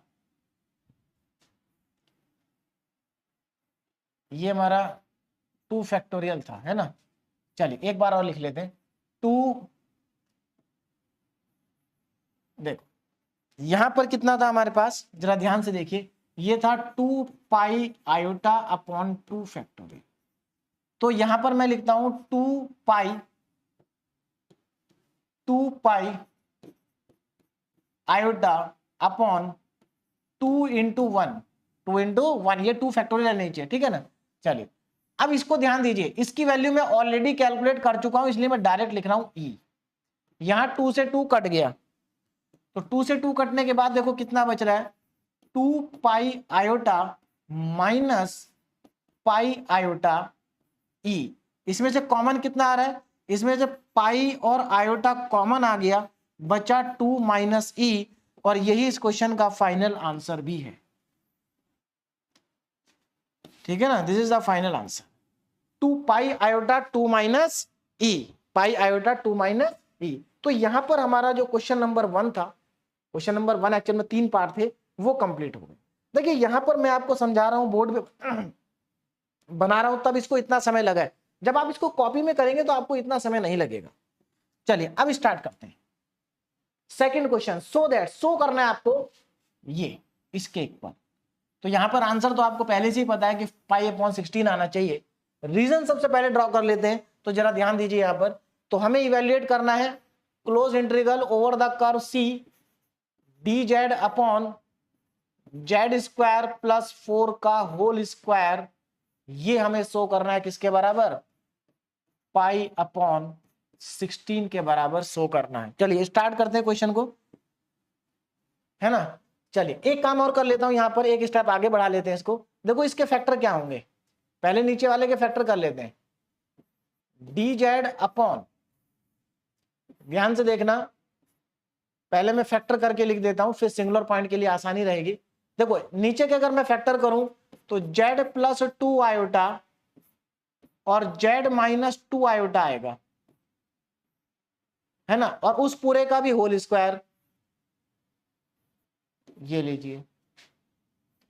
इसको प्रूव करना है पाई अपॉन 16 के इक्वल। एक स्टेप और आगे बढ़ा देता हूं, देखिए ये आ जाएगा close integral over the curve c d z upon Z plus 2 iota का होल स्क्वायर और जेड माइनस 2 आयोटा का होल स्क्वायर। मैंने क्या किया, अलग अलग कर दिया, अलग अलग कर। अब जरा ध्यान से देखो हमने किया क्या, यहां पर ये जो क्वेश्चन था, पहले मैंने जेड स्क्वायर प्लस 4 के फैक्टर कर दिया। आप सब जानते हैं, मैंने लास्ट लेक्चर में बताया था, a square plus b square के फैक्टर होते हैं ए प्लस आयोटा बी और a minus iota b. Real factor नहीं होते इसके, इमेजिनरी होते हैं, ठीक है ना, ये 2 फैक्टर होते हैं। तो यहां पर आप देख सकते हैं जेड स्क्वायर प्लस 2 स्क्वायर लिखा है, तो यहां पर जेड प्लस 2 आयोटा और जेड माइनस 2 आयोटा ये फैक्टर हो जाएंगे, क्योंकि पूरे का होल स्क्वायर था तो ये होल स्क्वायर दोनों पर लग जाएगा। तो ये एक्चुअल में हमारा क्वेश्चन है। अब इसके आगे चलते हैं ना, अब रीजन ड्रॉ करते हैं। चलिए अब देखिए रीजन क्या है हमारे पास। रीजन देखो हमारे पास रीजन दिया है जेड माइनस आयोटा। रीजन देखो जेड माइनस आयोटा का मॉड इक्वल टू कितना दिया है, 2 दिया है। तो यहां पर अगर आप ध्यान देंगे तो आपके पास जेड नॉट कितना है, जेड नॉट आपके पास आयोटा है। इसका मतलब ये हुआ अगर जेड नॉट आयोटा है तो इसके कॉरस्पॉन्डिंग जो पॉइंट होगा वो आपका होगा 0,1, क्योंकि देखो इसमें इमेजिनरी पार्ट 0 है और रियल पार्ट 0 है और इमेजिनरी पार्ट 1 है। तो z not equal to iota के कॉरस्पॉन्डिंग हमारा पॉइंट आ रहा है 0,1, यानी कि इसका मतलब मैं यहां पर लिख देता हूं सेंटर कितना आ रहा है, तो सेंटर आ रहा है आपका 0,0। कितना सेंटर है इसका, 0,0, और रेडियस कितना है, रेडियस हमारा इसका 2 है।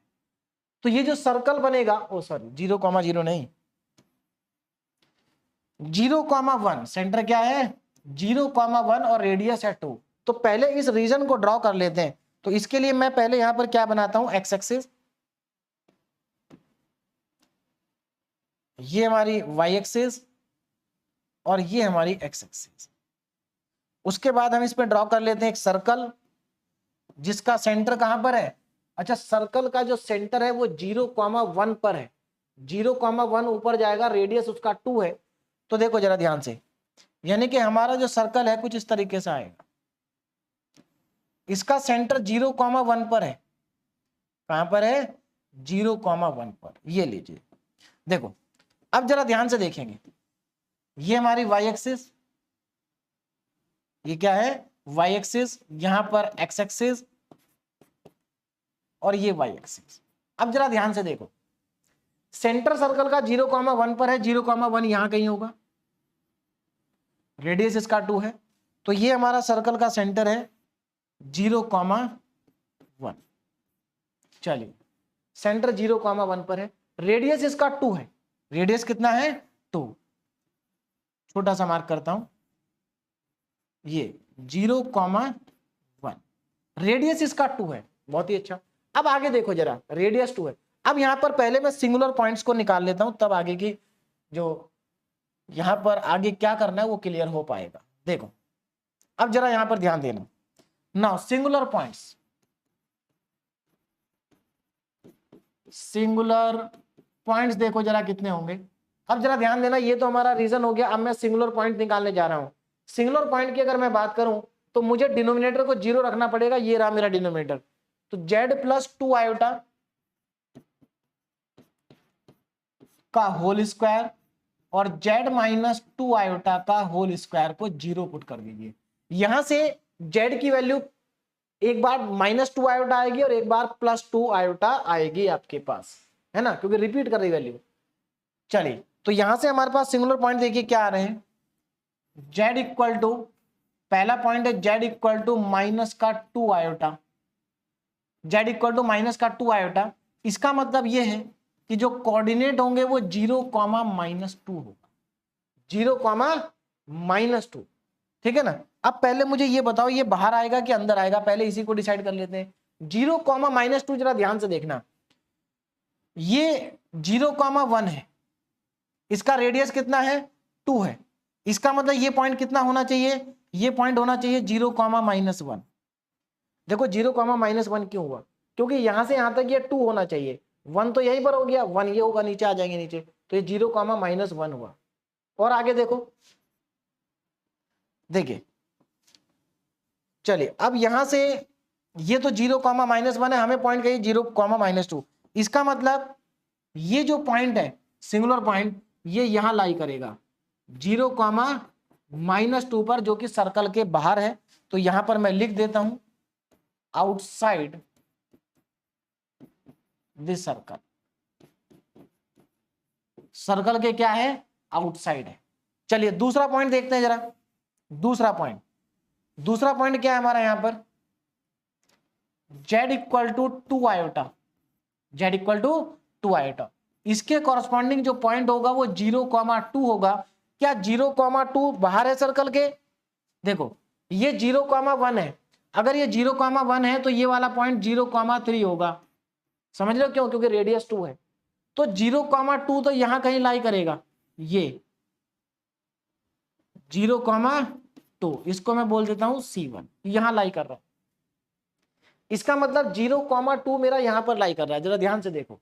तो 0,2 अंदर आ रहा है, तो लाई inside the circle, lie inside the circle, ये सर्कल के अंदर लाई कर रहा है, सर्कल के अंदर। अब जरा यहां पर थोड़ा सा ध्यान से समझेंगे कि सर्कल के अंदर कौन है, सर्कल के बाहर कौन है। सर्कल के अंदर ये नीचे वाला पॉइंट इनसाइड द सर्कल है, यानी कि z=2 आयोटा, इसका मतलब ये वाला सर्कल के अंदर है और ये वाला सर्कल के बाहर है। z+2 आयोटा वाला सर्कल के बाहर है, z-2 आयोटा वाला सर्कल के अंदर है। तो चलिए अब नेक्स्ट पेज पर चलते हैं। हमें पता चल गया सर्कल के अंदर कौन है, सर्कल के बाहर कौन है ना। अब हम इसको इवेल्युएट कर लेते हैं। तो देखिए इधर, तो close integral over the surface C कितना था यहां पर, क्वेश्चन क्या था हमारा, dz/z² + 4 dz/z² + 4 dz is equal to, पहले हमने इसको क्या किया, थोड़ा सिंप्लीफाई करके लिखा। कैसे? dz अपॉन कितना आ रहा है, z+2 आयोटा इसका होल स्क्वायर, z-2 आयोटा इसका होल स्क्वायर। ये हमारे पास क्लियरली आ गया। देखो ध्यान से, z+2 आयोटा का होल स्क्वायर, z-2 आयोटा का होल स्क्वायर। हमें इसको प्रूव करना है कि ये π/16 के इक्वल है, तो मैंने इसकी LHS लेफ्ट हैंड साइड को ले लिया है। अब यहां पर जरा ध्यान देना, इसमें अब लगाएंगे फॉर्मूला। कैसे? अब जरा ध्यान देना, ये वाला जो पार्ट है ये सर्कल के अंदर है, ये इसके कॉरस्पॉन्डिंग जो हमारा सिंगुलर पॉइंट है वो सर्कल के अंदर है, ये सर्कल के बाहर है। इसका मतलब इसको हमें ऊपर ले जाना पड़ेगा। तो हम इसको एक काम कर सकते हैं, यहां पर हम इसको ऐसे लिखेंगे, क्लोज इंटीग्रल ऊपर लिखेंगे 1/z+2 iota, 1/z+2 iota dz, ये ऊपर वाला पार्ट हो गया, और नीचे आ गया z-2 आयोटा का होल स्क्वायर, और ये भी स्क्वायर है। ठीक है ना? तो ये ऊपर का पार्ट हो गया, ये नीचे का पार्ट हो गया। अब जरा यहां पर ध्यान देना, ठीक है? इसको चलिए ऐसे लिख देते हैं। देखो ये 1/z+2 आयोटा का स्क्वायर था, डिवाइडेड बाय z-2 आयोटा का होल स्क्वायर, और ये है dz। अब इसके आगे बढ़ते हैं। देखो अब यहां पर क्या करना, अब मैं यहां पर कॉची इंटीग्रल फॉर्मूला लगा सकता हूं, डेरिवेटिव वाला। देखो यहां पर फॉर्मूला लगाएंगे, कैसे लगेगा फॉर्मूला, 2 पाई अपॉन में, देखो पावर 2 है तो अपॉन में 1 का फैक्टोरियल आएगा, और यहां पर एक बार डेरिवेटिव आएगा d/dz ऑफ 1 अपॉन, देखिए d/dz ऑफ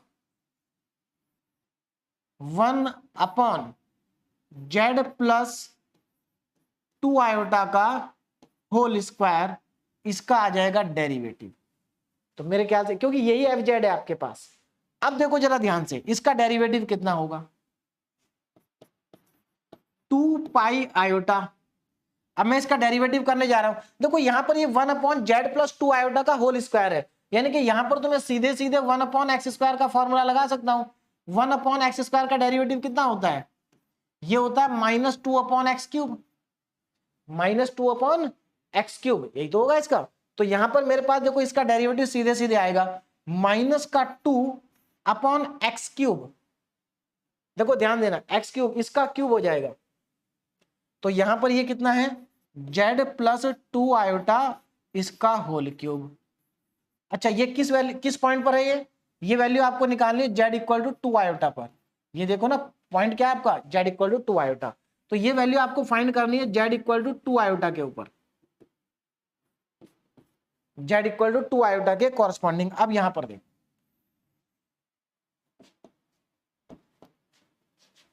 अब यहां आ जाते हैं। देखो ये वैल्यू अब कितनी आ रही है आपके पास, जरा ध्यान से देखें, 2 पाई आयोटा। देखो हमेशा ध्यान रखना, जो डिनोमिनेटर वाला फैक्टर होता है, यहाँ से जो जेड की वैल्यू आती है, देखो यहाँ से जेड की वैल्यू 2 आयोटा आएगी जब आप इसको 0 रखोगे, तो आपको वही 2 आयोटा वैल्यू इसमें पुट करनी है डिफ्रेंशिएट करने के बाद। तो 2 पाई आयोटा ब्रैकेट में देखो कितना बचेगा, -2 ऊपर है। देखो मैं क्या कर रहा हूँ, जेड की जगह 2 आयोटा रख रहा हूं, तो यहाँ 2 आयोटा प्लस 2 आयोटा 4 आयोटा की पावर 3 हो जाएगी, 4 आयोटा की पावर 3।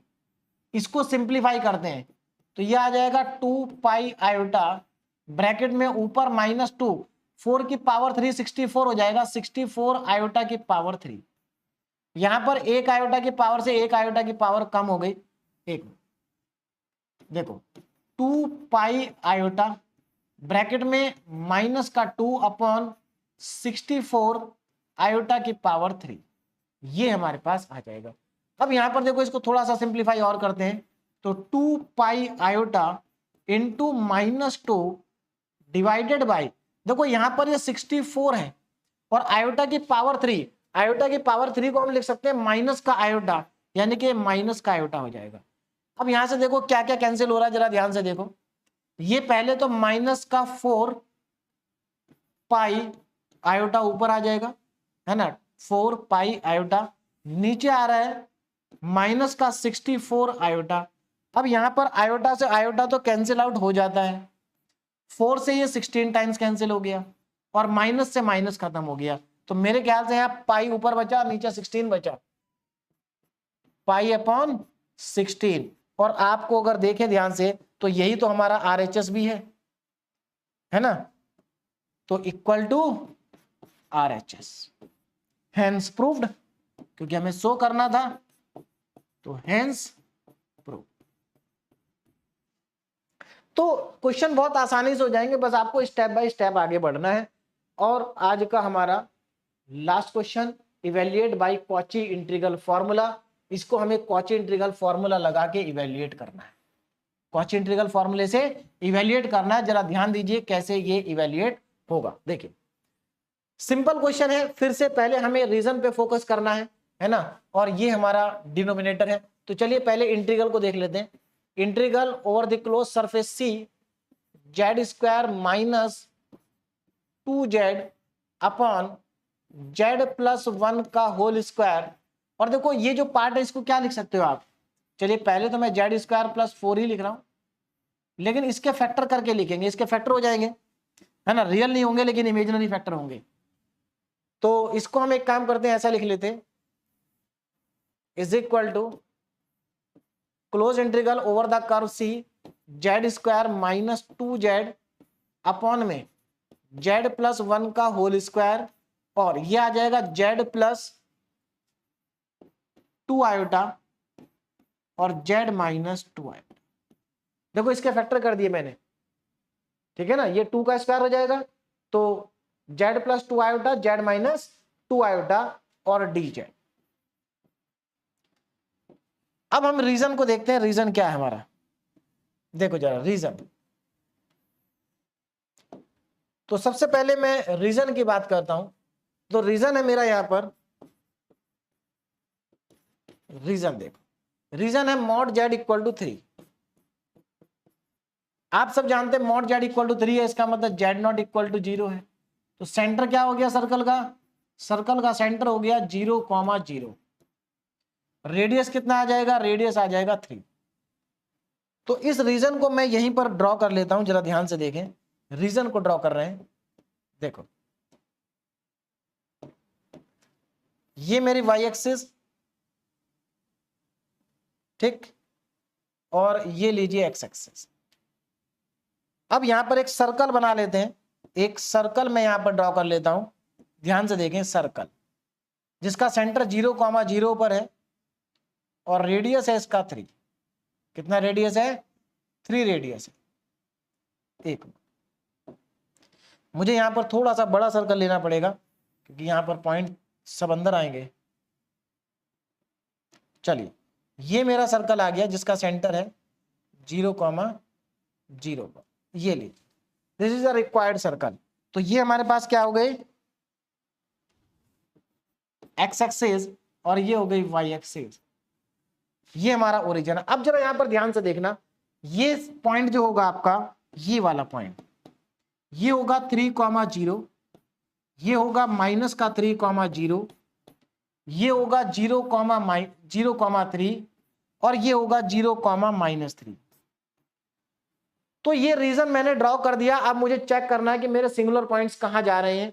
तो चलिए सिंगुलर पॉइंट निकालते हैं। Now singular points, singular points, देखिए सिंगुलर पॉइंट्स क्या क्या आएंगे, जिसके लिए हमें डिनोमिनेटर को 0 पुट करना पड़ेगा। तो डिनोमिनेटर में मेरे पास 3 फैक्टर दिखाई दे रहे हैं, z+1 का होल स्क्वायर, z+1 का होल स्क्वायर, z+2 आयोटा का होल, z+2 आयोटा और z-2 आयोटा, सबको मैंने रख दिया 0। अब यहां पर जरा ध्यान से देखना, सबसे पहले z इक्वल टू आ रहा है मेरे पास -1। इसको जब मैं देखिए, इसको जब 0 रखेंगे तो z इक्वल टू -1, इसका मतलब ये है कि कोऑर्डिनेट हो गया -1,0। और आगे चलते हैं, है ना। चलिए पहले पॉइंट निकाल लेता हूं। z equal to -1, z equal to -2 iota और z इक्वल टू +2 आयोटा। यहां से z इक्वल टू -1, यहां से z इक्वल टू 2 आयोटा और यहां से z इक्वल टू ये -2 आयोटा, ये +2 आयोटा। अब जरा ध्यान से देखो, इसके कॉरस्पॉन्डिंग जो पॉइंट होगा वो -1,0 होगा। इसके कॉरस्पॉन्डिंग जो पॉइंट होगा, देखो -1,0 क्यों हुआ, क्योंकि इसका इमेजिनरी पार्ट 0 है, रियल पार्ट -1 है। इसका रियल पार्ट 0 है और इमेजिनरी पार्ट -2 है। इसका रियल पार्ट 0 है और इमेजिनरी पार्ट 2 है। ये तीनों कोऑर्डिनेट को मुझे चेक करना आ कहां रहे, -1,0। देखो -1,0, ये -3,0, -1,0 यहां कहीं आएगा। तो मेरा पहला सर्कल C1 आ गया, जिसके कोऑर्डिनेट है -1,0, -1,0। चलिए अब चलते हैं इधर पीछे आगे, -1,0, 0,-2 पे चलते हैं। देखो 0,-2, ये 0,-3 है, यानी कि 0,-2 यहां कहीं होगा। तो ये मेरा C2 सर्कल आ गया, जिसके कोऑर्डिनेट है 0,-2, ये भी अंदर है। एक और बचा हमारे पास 0,2, इसको देखो जरा, ये 0,3 है तो 0,2 यहां कहीं होगा। तो ये हमारा आ गया C3 और इसके कोऑर्डिनेट है 0,2। आप देख सकते हैं इस बात, तीनों के तीनों रीजन के अंदर है, तीनों ही रीजन के अंदर हमारे पास आ रहे हैं। तो अब यहां पर चलते हैं वापस, देखो तीनों अंदर आ रहे हैं। तो देखो आगे क्या करना है। अब यहां से थोड़ा सा ध्यान से समझेंगे, देखो तो यहां पर लिखेंगे आप ऑल सिंगुलर पॉइंट्स लाई इनसाइड सर्कल। सभी सिंगुलर पॉइंट सर्कल के अंदर ही लाई कर रहे हैं। अब यहां पर जरा थोड़ा ध्यान से फोकस करके देखेंगे कि अब लिखना कैसे है इसको। तो मैं क्या कर रहा हूं, सबसे पहले क्वेश्चन को उठा रहा हूं और उसको फिर आपको बताऊंगा कि लिखना कैसे है। देखिए जो हमें इवेल्युएट क्या करना है, close integral over the surface C, close integral over the surface C. Function क्या है, फंक्शन है z² - 2z, z² - 2z divided by z+1 का होल स्क्वायर, z+1 का होल स्क्वायर और z²+4 and dz is equal to, ये हमें evaluate करना है, ठीक है ना। अब देखो इक्वल टू, मैंने इसको थोड़ा सिंप्लीफाई करके हमने लिखा है, कैसे लिखा है, z² - 2z divided by z+1 का होल स्क्वायर रहेगा और ये हो जाएगा z+2 आयोटा और z-2 आयोटा dz। अभी मैंने कुछ किया नहीं है, मैंने वही किया जो पहले लिख रखा था हमने, dz। ये है हमारे पास। अब इसको लिखना है, कैसे लिखना है जरा ध्यान से देखें। इक्वल टू वाला पार्ट लिखना है। देखो सबसे पहले हमारे पास तीनों पॉइंट अंदर आ रहे हैं, तीनों पॉइंट क्या आ रहे हैं, अंदर आ रहे हैं। तो सबसे पहले हमें क्या करना पड़ेगा, तीनों पॉइंट के लिए अलग अलग इंटीग्रेशन लिखना पड़ेगा। देखो ये जो तीनों सिंगुलर पॉइंट अंदर आ रहे हैं, ये C1 हो गया, ये C2 हो गया, ये C3 हो गया, जितने भी सिंगुलर पॉइंट होते हैं उन सब के बाहर हम एक छोटे छोटे सर्कल बना लेते हैं। ये C1 सर्कल, ये C2 सर्कल, ये C3 सर्कल। और देखिए जितना इंटीग्रेशन ये जो हमारा सर्कल है सी, जितना इंटीग्रेशन की वैल्यू इस सी के अलोंग होगी उतनी ही इंटीग्रेशन की वैल्यू इन तीनों के अलोंग होगी। तो तीनों के अलोंग लिख देते हैं। यही हमारा है extension of Cauchy integral theorem, जो मैंने आपको पहले बताया था, एक बार और देख लीजिए।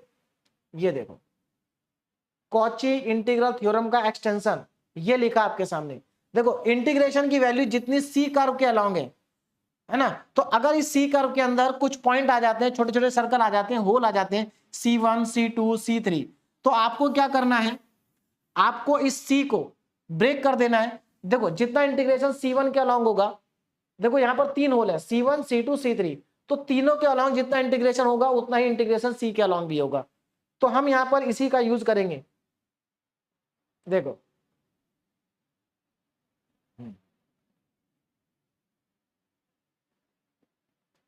चलिए अब जरा ध्यान से देखो, यहां तो इसको मैं ब्रेक करूंगा, ये तो सी के अलोंग था, तो सबसे पहले हम C1 के अलोंग लिखेंगे, C1 के अलोंग। अब जरा ध्यान से देखना, C1 के अलोंग, C1 जो पॉइंट है मेरा वो ये है। C1 पॉइंट किसके कॉरस्पॉन्डिंग है, C1 पॉइंट है -1, 0 के कॉरस्पॉन्डिंग, मतलब C1 है हमारा Z+1 के कॉरस्पॉन्डिंग। तो देखो C1 जो पॉइंट है मेरा वो यहां से मिला मुझे, तो इसको लिखेंगे नीचे Z+1 का होल स्क्वायर, और जो बचा वो चला जाएगा ऊपर Z² के साथ में, तो Z² - 2Z डिवाइडेड बाई, देखिए ये दोनों फैक्टर बच गए, ये ऊपर जाएंगे, Z+2 आयोटा, Z+2 आयोटा और Z-2 आयोटा। एक मिनट दोबारा से देखिए, देखो थोड़ा लेफ्ट से लिखता हूं, C1 यहां पर Z² - 2Z, डिनोमिनेटर में क्या लिखना है, Z+1 का होल स्क्वायर। देखो Z+1 का होल स्क्वायर आप डिनोमिनेटर में लिखेंगे, जो बच गया वो न्यूमरेटर के साथ जाएगा, तो यहां पर बच गया मेरे पास Z+2 आयोटा और Z-2 आयोटा, ये दोनों बच गए, और dz। इंपॉर्टेंट बात आपके लिए ये है कि यहां पर ये जो पार्ट है ऊपर वाला, ये पार्ट हमारा fz का काम करेगा, ठीक है ना, ये मेरे लिए fz हो गया ना, प्लस अब मैं लिखूंगा C2 के अलावा। अब देखो मैं C2 के अलावा लिखने जा रहा हूं, तो C2 के कॉरस्पॉन्डिंग देखो ये C1 है, ये C2 है, 0, -2, 0, -2 C2 है। तो अब जरा ध्यान देना, C2 के कॉरस्पॉन्डिंग कौन सा फैक्टर है, Z+2 आयोटा, तो Z+2 आयोटा को सबसे पहले नीचे लिख दो, Z+2 आयोटा को सबसे पहले कहां लिखना है, नीचे लिख देना है, ये आ गया Z+2 आयोटा, बाकी जो बचा वो ऊपर जाएगा, तो Z² - 2Z divided by Z+1 का होल स्क्वायर और Z-2 आयोटा, ये आ गया, और dz। यहां पर अगर आप ध्यान से देखें तो ये पूरा का पूरा fz का काम करेगा, लेकिन अभी तो एक सर्कल और बच गया, तो मैं यहां पर लिख लेता हूं plus close integral over the C3, close integral over the curve C3। अब देखो यहां पर क्या आएगा, C3 की बात करूं तो 0, 2 यानी कि Z-2 आयोटा के कॉरस्पॉन्डिंग है, तो Z-2 आयोटा आएगा नीचे, ये आ गया नीचे, ऊपर क्या आएगा, बाकी सब ऊपर चला जाएगा, तो Z² - 2Z divided by Z+1 का होल स्क्वायर और Z+2 आयोटा और dz। तो आप यहां पर देख सकते हैं तीनों केस में fz अलग अलग है, तीनों केस में। अब यहां पर कॉची इंटीग्रल फॉर्मूला लगा सकते हैं, अभी हमने यहां पर क्या लगाया है, अभी extension of Cauchy integral theorem को अप्लाई किया है। अब यहां पर कॉची इंटीग्रल फॉर्मूला लगाएंगे, तो मेरे ख्याल से मुझे नेक्स्ट स्लाइड पे ही लगाना चाहिए, क्योंकि यहां पर तो नहीं आ पाएगा। तो चलिए नेक्स्ट पेज पे चलते हैं। तो एक्चुअल में हमारा क्या चल रहा है, देखो मैं यहां लिखता हूं close integral over the curve C, कितना है, Z² - 2Z, Z² - 2Z upon में Z+1 का होल स्क्वायर, Z+1 का whole square, Z² + 4 and dz is equal to, इसके इक्वल में चल रहा सब। देखो अब यहां पर पहले वाले फैक्टर पे आ जाओ, मैं यहां पर कॉची इंटीग्रल फॉर्मूला लगाने जा रहा हूं सभी में। यहां लगेगा डेरिवेटिव का फॉर्मूला, क्यों? क्योंकि पावर 2 है। यहां लगेगा कॉची इंटीग्रल फॉर्मूला क्योंकि पावर 1 है। यहां भी लगेगा कॉची इंटीग्रल फॉर्मूला क्योंकि पावर 1 है। तो एक जगह लगेगा डेरिवेटिव का, बाकी जगह लगेगा कॉची इंटीग्रल फॉर्मूला। तो पहले डेरिवेटिव का लगा देता हूं यहां पर। तो देखो क्या आएगा, 2 पाई आयोटा अपॉन में 1 फैक्टोरियल आएगा। क्यों आएगा 1 फैक्टोरियल? क्योंकि पावर 2 है। उसके बाद एक बार डिफरेंशिएशन करेंगे, d अपॉन डी जेड। किसका डिफरेंशिएशन करना है उसको लिख देते हैं।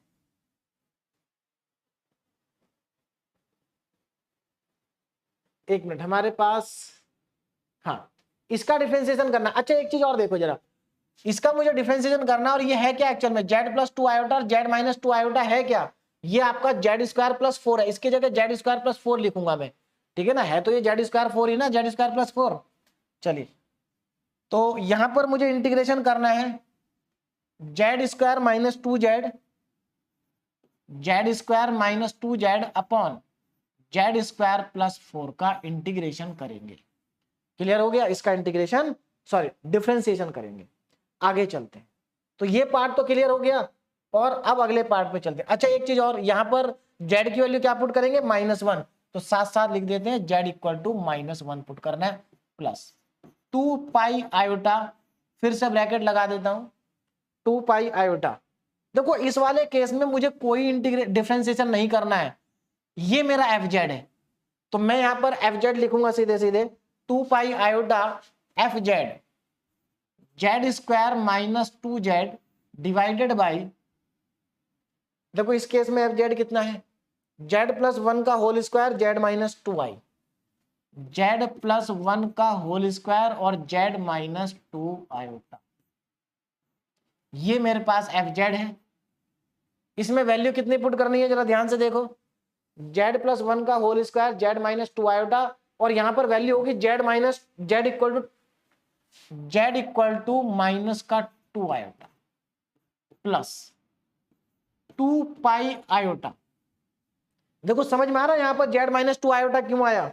क्योंकि यहां पर देखो जरा ध्यान से, इसके डिनोमिनेटर में z प्लस 2 आयोटा है, तो सिंगुलर पॉइंट क्या होगा, z इक्वल टू माइनस का 2 आयोटा। अब इसमें आ जाते हैं, यहां पर सिंगुलर पॉइंट होगा z इक्वल टू 2 आयोटा। ऊपर वाला पूरा क्या है, ऊपर वाला पार्ट आपका, ये वाला जो पार्ट है, ये पूरा ऊपर वाला fz है। क्या है? fz। चलिए अब आगे चलते हैं। तो यहां पर 2 पाई आयोटा हमने लिख ही दिया बाहर, z स्क्वायर माइनस का 2z divided by z plus 1 का होल स्क्वायर और z प्लस 2 आयोटा आएगा, और पॉइंट क्या होगा, z इक्वल टू 2 आयोटा। इस बार z इक्वल टू 2 आयोटा, ठीक है ना? अब यहां पर सबकी वैल्यू को पुट करते जाना है और हमारा आंसर आ जाएगा। देखो सबसे पहले यहां आ जाते हैं, 2 पाई आयोटा, और थोड़ा लेफ्ट से लिख लेता हूं, 2 पाई आयोटा, नीचे तो 1 है उससे कोई फर्क नहीं पड़ रहा। इसका डिफरेंशिएशन करने जा रहा हूं, जरा ध्यान से देखो। नाउ डिफरेंशिएशन, देखो डिनोमिनेटर एज इट इज रहेगा z स्क्वायर प्लस 4, न्यूमिनेटर का डिफरेंशिएशन करेंगे तो 2z माइनस 2 आएगा, 2z माइनस 2। चलिए माइनस का, अब देखो डिनोमिनेटर ऐसे ही रहा, ऊपर वाले का डिफरेंशिएशन माइनस, ऊपर वाला ऐसे ही रहेगा, और नीचे वाले का डिफरेंशिएशन z स्क्वायर का 2z आ जाएगा, ठीक है ना, divided by z square plus 4 का होल स्क्वायर। कितना आ जाएगा? Whole square. यहां से तो ये आ गया, पहला पार्ट क्लियर हो गया होगा आपको। डिफरेंशिएशन करा, और अभी मैंने z की वैल्यू -1 पुट नहीं करी है, करेंगे अगले स्टेप में।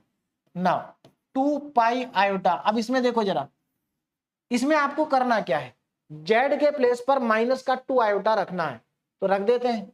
देखो यहां पर जब z के प्लेस पे -2 आयोटा रखोगे तो ये 4 आयोटा का स्क्वायर हो जाएगा, माइनस जब यहां रखोगे तो माइनस माइनस प्लस 4 आयोटा बन जाएगा, z की जगह 2 आयोटा रख दिया, डिवाइडेड बाई 2 आयोटा प्लस 1 का होल स्क्वायर, और यहां पर जब मैं रखूंगा तो ये माइनस का 4 आयोटा बन जाएगा। ये तो मेरा आ गया दूसरा पार्ट। ठीक है ना, मैंने यहाँ पर जेड की जगह -2 आयोटा रख दिया, अभी यहाँ जेड की जगह -1 नहीं रखा है। प्लस तीसरे पार्ट में चलते हैं, 2 पाई आयोटा, यहां पर मैं जेड की जगह 2 आयोटा रख रहा हूं, तो ये 4 आयोटा स्क्वायर हो जाएगा, माइनस का ये 4 आयोटा हो जाएगा, डिवाइडेड बाई 2 आयोटा प्लस 1 का होल स्क्वायर होगा, और ये 2 + 2 4 आयोटा होगा। अच्छा एक बात बताओ, यहां पर जेड की जगह -2 आयोटा रखा था, तो ये माइनस का 2 आयोटा, ठीक है ना। चलिए यहां पर मैंने वैल्यू सब्स्टिट्यूट कर दी है। अब देखो आगे बस थोड़ा सा और सिंप्लीफाई करना है और हमारा आंसर आ जाएगा। देखिए 2 पाई आयोटा, थोड़ा सा ये लेंथी क्वेश्चन है 2-3, पर आराम से करेंगे तो कोई दिक्कत नहीं आएगी करने में। देखो जेड की जगह -1 रखो, तो यहां पर -1 का स्क्वायर 1 होगा, 1 + 4 5 आ गया। यहां पर अगर मैं -1 रखूंगा तो -4 आ जाएगा, तो यानी कि ये -4 आएगा, माइनस यहां पर अगर मैं रखूंगा तो ये 1 आएगा, और ये प्लस में 2 आएगा, और ये आ जाएगा -2 डिवाइडेड बाई, यहां पर जेड की जगह -1 रखूंगा तो ये 5 बन जाएगा, यानी कि नीचे तो 25 आ रहा है, प्लस 2 पाई आयोटा। देखो एक काम करते हैं, ऊपर से 4 आयोटा को कॉमन ले लेते हैं, यहां से थोड़ा सा कैंसिल आउट हो जाएगा, 4 आयोटा कॉमन लेता हूं तो यहां पर आयोटा प्लस 1 बचेगा, डिवाइडेड बाई यहां पर माइनस का 2 आयोटा प्लस 1 का होल स्क्वायर है, और यहां पर ये -4 आयोटा भी है। तो यहां से आप देख सकते हैं 4 आयोटा से 4 आयोटा कैंसिल हो जाएगा, माइनस बच जाएगा, प्लस 2 पाई आयोटा, इसमें से भी मैं 4 आयोटा को कॉमन ले लेता हूं, तो ये आयोटा -1 बचेगा, और डिवाइडेड बाई 2 आयोटा प्लस 1 का होल स्क्वायर, और ये 4 आयोटा बच जाएगा। अब जो कैंसिल हो रहा है उसको मैं कैंसिल कर देता हूं। देखो यहां पर ये 4 आयोटा से 4 आयोटा कैंसिल, यहां पर ये 4 आयोटा से 4 आयोटा कैंसिल, -1 बच गया नीचे, ठीक है। चलिए इसको अगले स्टेप में सिंप्लीफाई करके लिखते हैं, 2 पाई आयोटा। अब यहां पर जरा देखो, ये माइनस का 20, और ये 3 और 2 6, ये प्लस का 6 डिवाइडेड बाई 25, ये तो यहां से आ गया, plus 2 pi iota, 2 pi iota, bracket में देखो कितना बच गया, ऊपर है आयोटा प्लस 1 और नीचे माइनस बच रहा है, ध्यान रखना नीचे माइनस बच रहा है, माइनस का 2 आयोटा प्लस 1 का होल स्क्वायर, ये मेरे पास बचा हुआ है यहां पर, प्लस 2 पाई आयोटा, और ऊपर बच रहा है माइनस का iota, iota -1 upon 2 iota plus 1 का होल स्क्वायर, ये आ गया। अभी ये और सिंप्लीफाई होगा, जरा ध्यान से देखें। देखो मैं इसको नेक्स्ट स्लाइड पे लेके चलता हूं, ये -14/25 बचा, तो हमारे पास जो इसका आंसर आ रहा है देखिए जरा,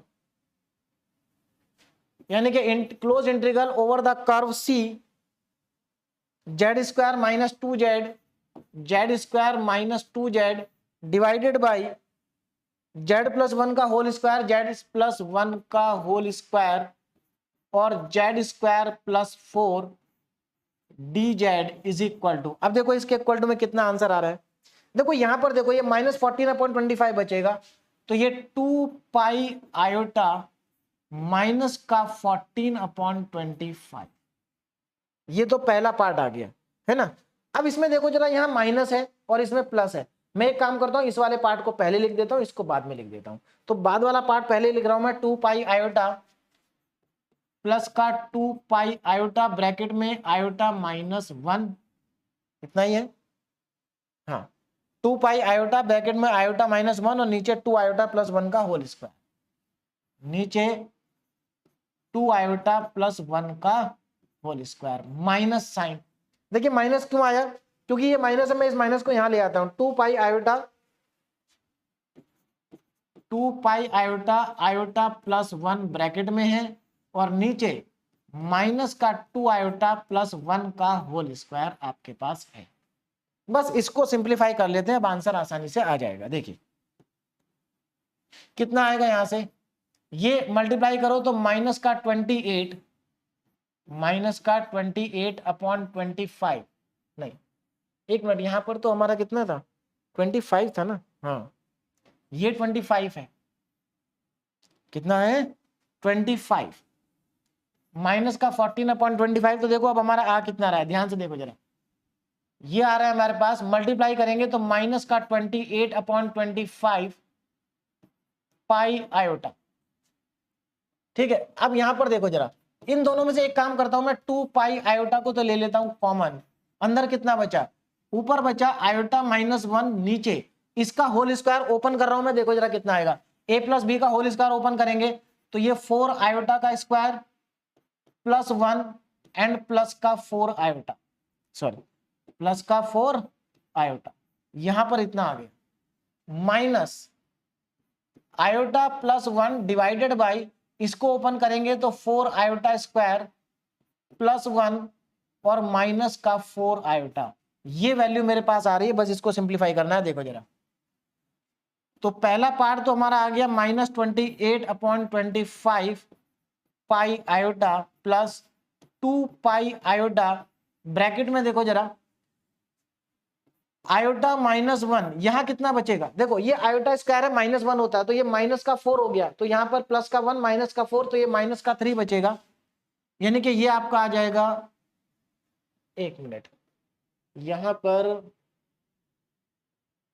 हाँ चलिए, ये हमारे पास आ गया 4 आयोटा और -3 बचेगा।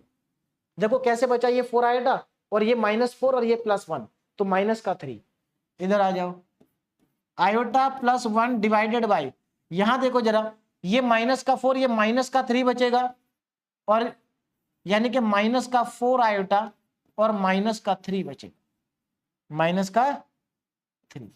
अब यहां पर क्या करना है, देखो ये माइनस माइनस में कॉमन ले लूं तो ये बीच में प्लस आ जाएगा, क्या आ जाएगा, बीच में प्लस आ जाएगा, तो यहां से ये आ गया माइनस का 28/25 पाई आयोटा प्लस 2 पाई आयोटा, यहां पर मैं एक काम करता हूं, ये सब प्लस कर देता हूं, ये प्लस हो गए। अब देखो इनका एलसीएम, इसका एलसीएम आप लोगे तो 4 आयोटा -3 और 4 आयोटा +3 एलसीएम आएगा, और ऊपर देखो न्यूमरेटर वाला पार्ट क्या आएगा, ये इधर मल्टीप्लाई होगा तो आयोटा का मल्टीप्लाई 4 आयोटा में, तो 4 आयोटा स्क्वायर 3 आयोटा, फिर -1 का मल्टीप्लाई तो माइनस का 4 आयोटा -3, और आगे चलते हैं, देखो ध्यान से देखो क्या किया, इसको इधर मल्टीप्लाई किया मैंने, इसको इधर, तो iota 4 iota square 3 iota -4 iota और -3, अब इसको इधर मल्टीप्लाई कर दो तो कितना आएगा प्लस, अब जरा ध्यान से देखना, आयोटा का मल्टीप्लाई 4 आयोटा में तो 4 आयोटा स्क्वायर, फिर आयोटा का मल्टीप्लाई 3 आयोटा तो माइनस का 3 आयोटा, फिर 1 का मल्टीप्लाई 4 आयोटा में तो 4 आयोटा, फिर 1 का मल्टीप्लाई -3 में तो ये -3। अब देखो यहां पर क्या कैंसिल हो रहा है और क्या बच रहा है, देखो 4 आयोटा स्क्वायर, देखो 3 आयोटा से 3 आयोटा कैंसिल, 4 आयोटा से 4 आयोटा कैंसिल, अच्छा यहां पर आयोटा स्क्वायर, अब जरा थोड़ा सा ध्यान से देखें, iota iota square, iota iota square, ठीक है, ठीक, हमारे पास यहां पर देखिए अब इसके बाद कितना आ रहा है फाइनली, एक बार ध्यान से देखें,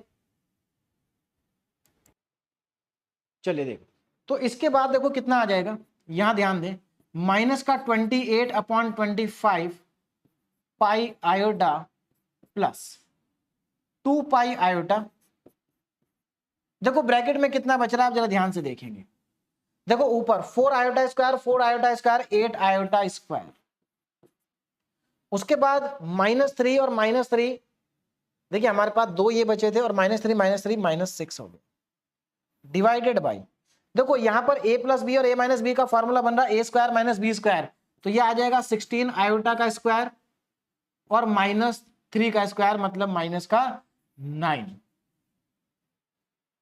चलिए एक और स्लाइड ऐड कर लेते, तो यहां पर देखो हमारे पास फाइनली अब आंसर आ जाएगा, देखिए close integral over the curve C, कितना था function z square -2z, z square minus का 2z डिवाइडेड बाई z+1 का होल स्क्वायर, z+1 का होल स्क्वायर और z² +4 इज इक्वल टू, यहां पर dz था देखो अब हम कहां तक पहुंच गए, ध्यान से देखना। पहला पार्ट -28/25 माइनस का 28/25 पाई आयोटा, ये पहला पार्ट आ गया। अब यहां से देखो जरा, 8 आयोटा स्क्वायर -1 होता है, तो ये माइनस का 8 और माइनस का 6 माइनस का 14 हो जाएगा। तो माइनस का 8 और माइनस का 6 अपॉन, यहां पर ये आयोटा स्क्वायर -1 होता है, तो माइनस का 16 माइनस का 9, माइनस का 16 और माइनस का 9, और बीच में प्लस है, इनके बीच में क्या है, प्लस का साइन है। अब देखो आगे नेक्स्ट स्टेप, नेक्स्ट स्टेप में हमारे पास आ जाएगा माइनस का 28/25 पाई आयोटा प्लस, देखो यहां पर देखो ऊपर, एक मिनट, यहां पर मैंने 2 पाई आई तो लिखा ही नहीं, ये पाई आयोटा प्लस कितना था, 2 पाई आयोटा, 2 पाई आयोटा, और यहां पर ये आ जाएगा माइनस का 8 माइनस का 6 अपॉन में, देखो माइनस का 8 माइनस का 6 अपॉन में माइनस का 16 माइनस का 9, माइनस का 16 माइनस का 9। अब ठीक है, तो ये 2 पाई आयोटा ऊपर आ जाएगा माइनस का 14, नीचे आ जाएगा माइनस का 25, माइनस से माइनस खत्म, तो ये माइनस का 28/25 पाई आयोटा प्लस, अब यहां पर देखो 14 2 जा 28, 28 और नीचे 25 ही है ना, 28 25 और ये पाई आयोटा। आप देख सकते हैं दोनों के दोनों कैंसिल आउट हो रहे हैं, ये इससे कैंसिल हो गया, फाइनली आंसर आ गया 0। यानी कि हमारा जो फाइनल इस क्वेश्चन का आंसर है, over the close curve C Z square -2z upon Z plus 1 का होल स्क्वायर और जेड स्क्वायर प्लस 4 dz, इसका फाइनल आंसर हमारा कितना आ रहा है, 0 आ रहा है। ये क्वेश्चन भी हमारा कंप्लीट हो गया। तो देखो क्वेश्चन आसान है, बस थोड़े से लेंथी है यहाँ पर, अगर इस टाइप का क्वेश्चन है, और ये मेरे ख्याल से सबसे लेंथी क्वेश्चन था, और ये बहुत बार एग्जाम में आ चुका है, ध्यान रखना इंपॉर्टेंट क्वेश्चन है, इसीलिए मैंने कराया, क्योंकि काफी बार ये एग्जाम में आ चुका है। तो थोड़ा सा लेंथी जरूर है लेकिन आसान है, ठीक है। तो अब यहाँ पर मैंने आपको डीपीपी के क्वेश्चन दिए हैं कुछ, तो यहाँ पर अब हमारे पास देखिए कौन कौन से टॉपिक हमारे कंप्लीट हो गया, लाइन इंटीग्रेशन कंप्लीट हो गया, कॉची इंटीग्रल थ्योरम कंप्लीट हो गया, है ना, कॉची इंटीग्रल फार्मूला हमारा कंप्लीट हो गया, extension of Cauchy integral formula complete हो गया, और Cauchy integral formula for derivative भी हमारा कंप्लीट हो गया है। अब ये 2 क्वेश्चन आपके लिए हैं, ठीक है, इनको आप प्रैक्टिस करें, इंपॉर्टेंट क्वेश्चन है ये भी, ठीक। अब हम इसके बाद नेक्स्ट लेक्चर से नेक्स्ट टॉपिक स्टार्ट करेंगे। Okay, thank you so much.